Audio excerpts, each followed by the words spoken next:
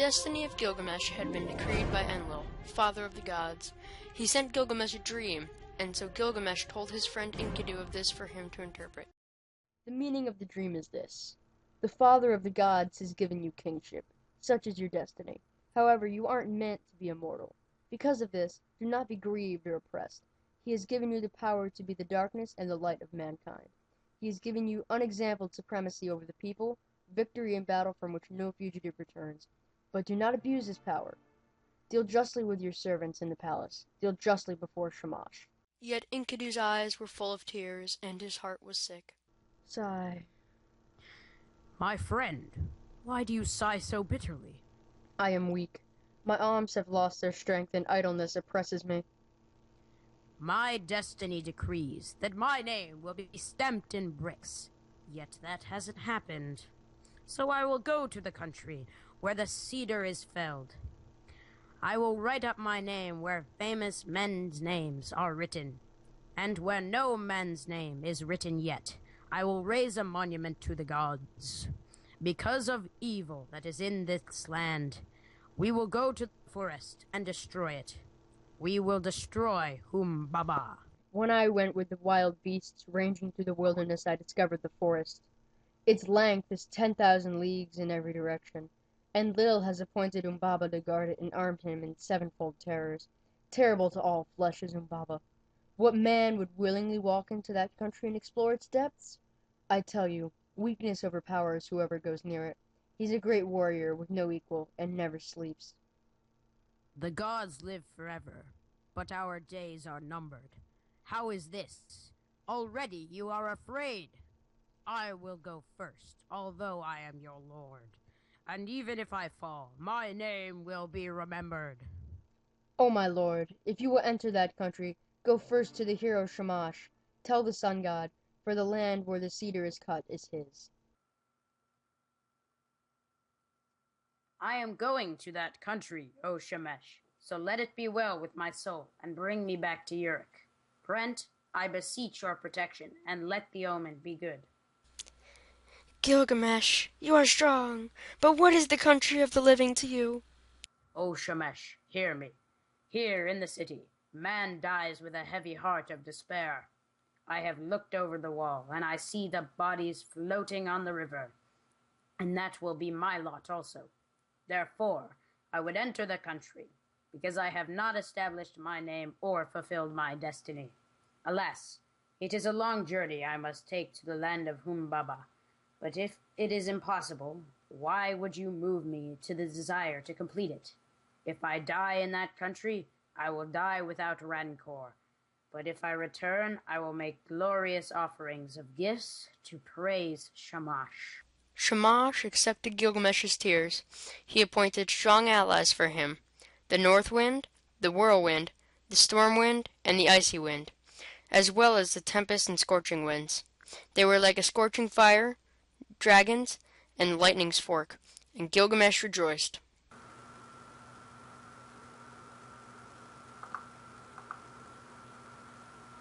I will give orders to the armorers. They shall cast us our weapons while we watch them. And so they gave orders to the armorers. For Gilgamesh, the axe, Might of Heroes, was cast, as well as the bow of Anshan, and the weight of Gilgamesh and Enkidu's armor was 30 score pounds.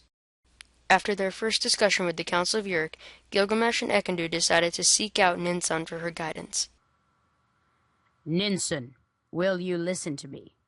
I have a long journey, and I must travel an unknown road and fight a strange battle. From the day I go until I return, pray for me to Shamash. O Shamash, you have given Gilgamesh a restless heart, and he goes to the cedar forest. Therefore, from the day that he goes to the day that he returns, do not forget him, but let the dawn, Ea, your dear bride, remind you always, and keep him from harm. When will you return to the city? Be cautious. The one who goes in front protects his companion. Let good guide who knows the way guard his friends. Let Enkidu lead the way. We trust our king to you, O Enkidu. Bring him back safely to us. Forward, and follow me, for I know where Humbaba is. Go, Gilgamesh. May your guardian god protect you and bring you back safely.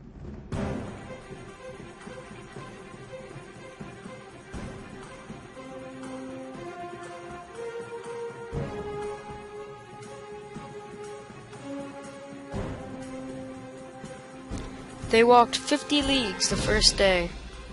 In the days they walked as much as a journey of 6 weeks. They crossed 7 mountains before coming to the gate of the forest. Do not go into the forest. When I opened the gate, my hand lost its strength. Dear friend, speak not like a coward. Now, we will go together. Forget death. Let your courage be roused. Follow me, a man resolute in action.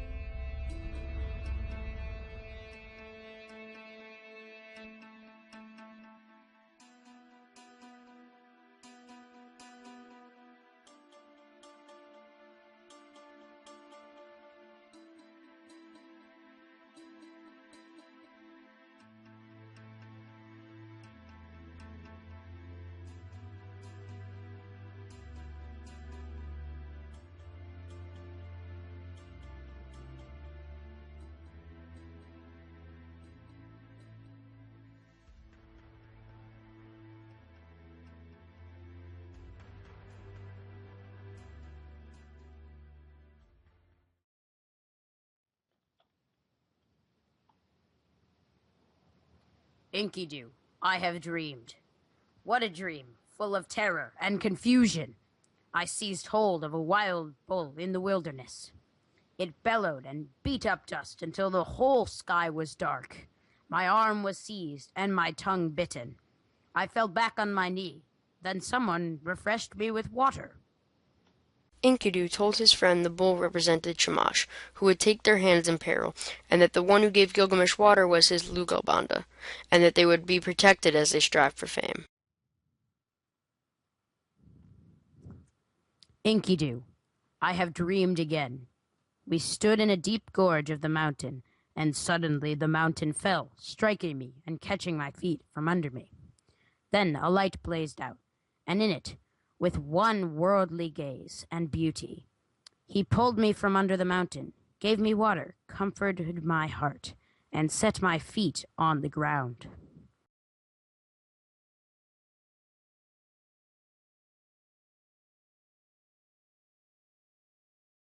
Your dream is good, for the mountain is Humbaba, and together we will seize and kill him.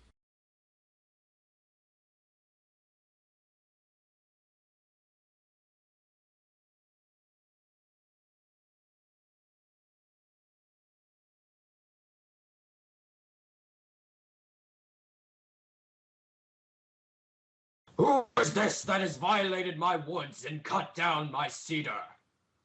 And Shamash said unto them, Go forward, do not be afraid. Yet weakness overcame Gilgamesh, and sleep seized him. O Gilgamesh, the world grows dark, Shamash is gone. How long will you lie like this asleep, O Gilgamesh? Don't force your mother to mourn in the city square. And at last Gilgamesh heard him. By the life of my mother, Ninsen, my father, divine Luglabanda, let me be the wonder of my mother. You don't know Humbaba, and that's why you are not afraid. I know him, and I am terrified. Oh, my lord, you may go on if you choose, but I will go back to the city. I'll tell of your glorious deeds to shouts of joy and the death that followed. I won't die yet. We'll help each other and go forward against this monster. If your heart has fear, throw it away. Attack with your axe. Finish the fight and be at peace. O Gilgamesh, remember now your boasts in Urk. Forward attack, there is nothing to fear. Make haste. Close in. Do not let him escape. He has only one of his 7 splendors. Let us trap him before he's armed. O glorious Shamash, I followed this road you commanded, but how shall I escape it? And so Shamash called upon the winds to help them. I wear arms and small weapons I have brought to this land against you, and now I will enter your house. Gilgamesh, I have never known a mother or a father. I was born of the mountain, and Enlil made me keeper of this forest. Let me go free, and I will be your servant. All of the trees of the forest yours. I will cut them down and build you a palace. O Enkidu, does that captive man not return to his mother's arms? The strongest of men fall to fate if he has no judgment. Namtar will devour him. If he returns to his mother's arms, you won't return to Urk. He will bar the mountains and roads against you. Enkidu, you speak evil! You like it because you're afraid of a rival. Don't listen, Gilgamesh. Humbaba must die, and then his servants after. If we touch the blaze of light, we'll put out in confusion. Its rays will be quenched. Not so, my friend. First entrap the bird, and where do the chick run? Afterwards we can search out the glory, when chicks run distracted.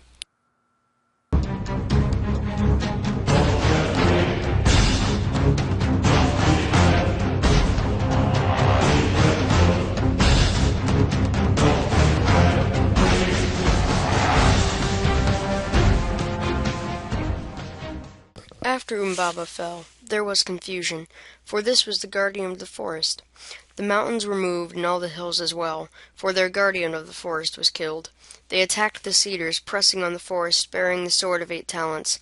They uncovered sacred dwelling, and while Gilgamesh felled the first of the trees from the forest, Enkidu cleared the roots as far as the bands of Euphrates. They set Humbaba before the gods, kissing the ground and dropping the shroud, set the head before them. Enlil came down and said to Gilgamesh and Enkidu, "Why did you do this thing? From henceforth may the fire be on your faces. Eat the bread you eat, drink where you drink." Then Enlil took again the blaze and the 7 splendors that had been Humbaba's. He gave the first to the river, and he gave to the lion, to the stone of execration, to the mountain, and to the dreaded daughter of the Queen of Hell. O Gilgamesh, king and conqueror of the dreadful blaze, wild bull who plunders the mountain, who crosses the sea, glory to him, and from the brave of greater glory is Enki's.